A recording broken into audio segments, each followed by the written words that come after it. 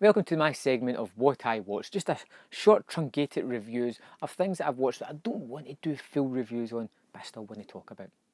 So first up, I want to talk about Scream Season 2. Have you seen Scream? Have you watched the TV show? It's one of these things that I wasn't really too curious about. I loved the movies, and I'm happy with that. I wasn't overly excited about a TV show, but when it appeared on Netflix, I watched it, and I've got to say, I really enjoy it.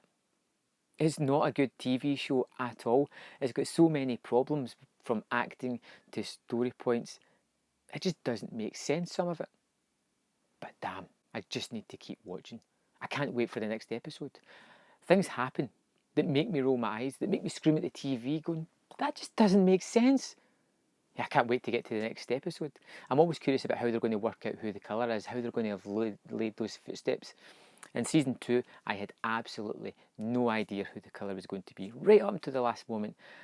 And I've got to say it was a little disappointing maybe.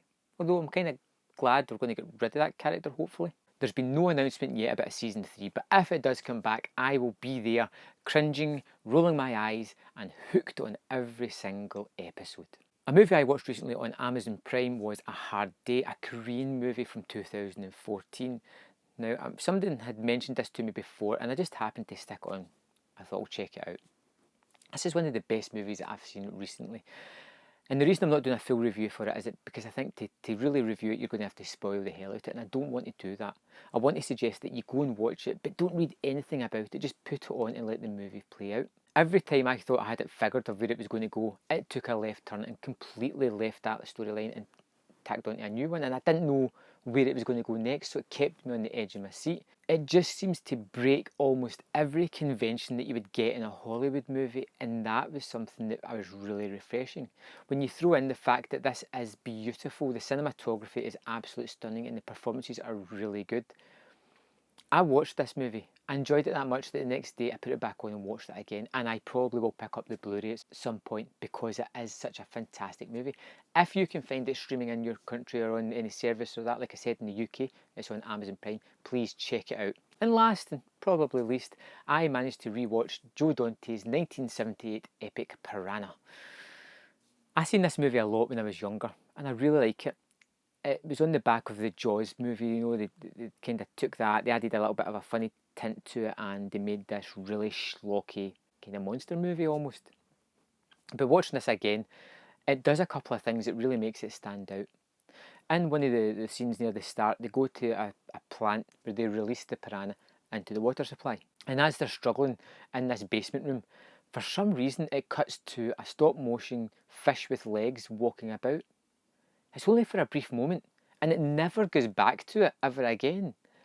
And even watching it this time, I'm like, why the hell is that even there? What purpose does it? I love it, but what purpose does it have in this movie? The other thing about the movie that really makes it stand out is you have this summer camp that it keeps cutting back to, where the kids are all somewhere around about the 8, 9 age, I think. And the piranha are kind of heading towards you, and you know this is the kind of end game for the movie, it's where it's going to end up. But at no point do you think that any kid's going to be harmed. Whoa, if you think that, you're wrong.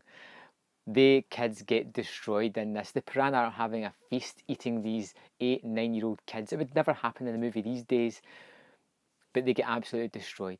The movie's not great, it's kind of cheesy, but you can have an interesting time watching it, and I enjoyed it.